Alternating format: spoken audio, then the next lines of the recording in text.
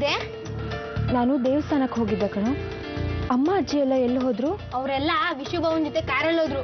Raju uncle ಹೇಳಿದ್ರು ಇವತ್ತು ಅವರೆಲ್ಲ ಡೆಲ್ಲಿಗೆ ಹೋಗ್ತಿದಾರಂತೆ. ಡೆಲ್ಲಿಗ? ಅವರಿಬ್ರು ಚೆನ್ನಾಗಿರ್ಬೇಕು ಅಂದ್ರೆ ಇದನ್ನೀಗಲೇ ವಿಶಾಖಂಗೆ ಕೊಡ್ಬೇಕು. ಅಕ್ಕ ಅಕ್ಕ ಎಲ್ಲೋಗ್ತಿದ್ಯಾ? ನಾನು ಆಮೇಲೆ ನಿಂಗೆ ಸಿಗ್ತೀನಿ.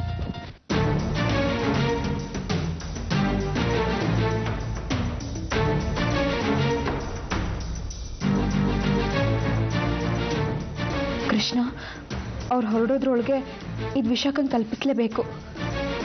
ದಯವಿಟ್ಟು ನಾನು ಅಲ್ಲಿಗೆ ಹೋಗೋ ತನಕ ಅವ್ರ ಮನೇಲೇ ಇರೋ ಹಾಗೆ ಮಾಡಪ್ಪ.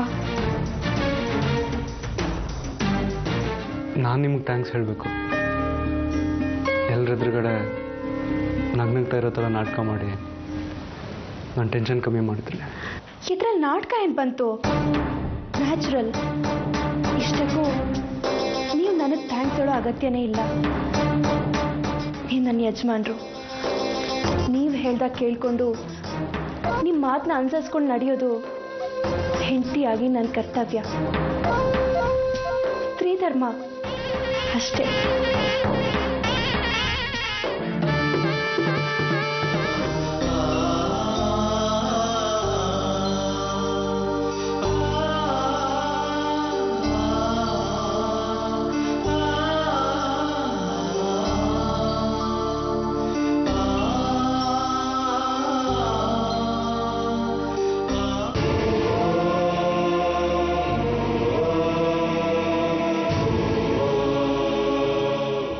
ಜೊತೆ ಸಂಸಾರ ಮಾಡೋಕ್ಕಾಗಲ್ಲ.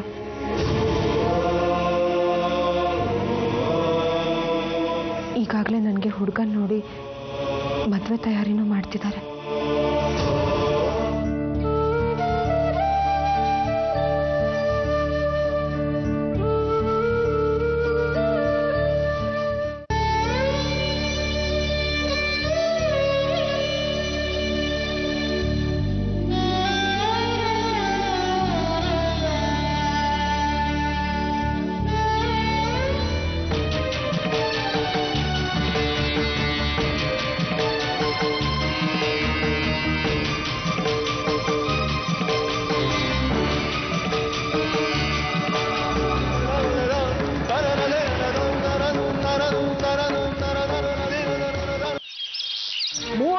ಹುಡುಕಿ ಒಂದ್ ವರ ತಂದೆ ತರ್ತೀನಿ ಅಂತ.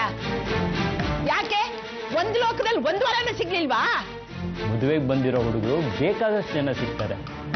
ಆದ್ರೆ ಎಲ್ಲಾ ವಿಷಯದಲ್ಲೂ ಒಂದ್ ಕಡೆ ಮಾತು ನಿಂತು ಹೋಗುತ್ತೆ. ಅದ್ ನಿಮಗೂ ಗೊತ್ತಲ್ಲಮ್ಮ ರಾಧಿಕಾ.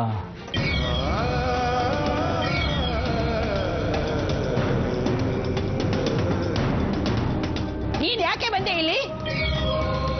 ಇತ್ಲಲ್ಲಿ ದೇವಕಿ ಏನೋ ಕೆಲಸ ಮಾಡ್ತಿದ್ದಾಳೆ. ನೀನು ಅವಳ ಜೊತೆ ಸೇರ್ಕೊಂಡು ಕೆಲಸ ಮಾಡಿ ಹೋಗು. ಕಿವಿ ಕೇಳಿಸ್ತಾ ಇಲ್ವೇನೆ? ಕೇಳಿದ್ರೆ ಎಷ್ಟು ಸಾರಿ ಹೇಳ್ಬೇಕು? ಹೋಗೆ. ವಿಶಾಖ, ಇರಮ್ಮ. ಮೊದಲನೇ ಸಾರಿ ಈ ಮನೆಗೆ ಬರ್ತಿದ್ಯಾ? ಆರತಿ ಮಾಡ್ತೀನಿ, ಆಮೇಲೆ ಬಲಗಾಲಿಟ್ಟು ಒಳಗಡೆ ಬರುವಂತೆ.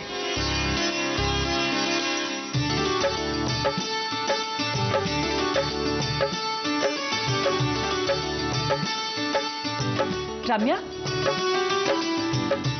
ಇರಮ್ಮ. ವಿಶಾಖಂಗೆ ಮನೆ ತುಂಬಿಸ್ಕೊಳ್ಳೋ ಶಾಸ್ತ್ರ ಮಾಡೋಣ.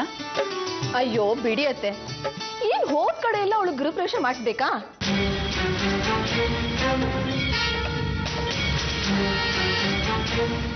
ಇವಳನ್ನ ಕಿರಿ ಸೊಸೆ ಅಂತ ಕೂಗೋದಕ್ಕಿನ್ನ ಕಿರಿಕಿರಿ ಸೊಸೆ ಅಂತ ಕೂಗಿದ್ರೆ ತುಂಬಾ ಚೆನ್ನಾಗಿ ಸೂಟ್ ಆಗತ್ತೆ.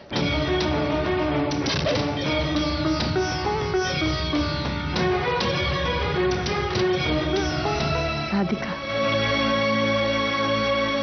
ಇದನ್ನ ತಗೋಮ್ಮ.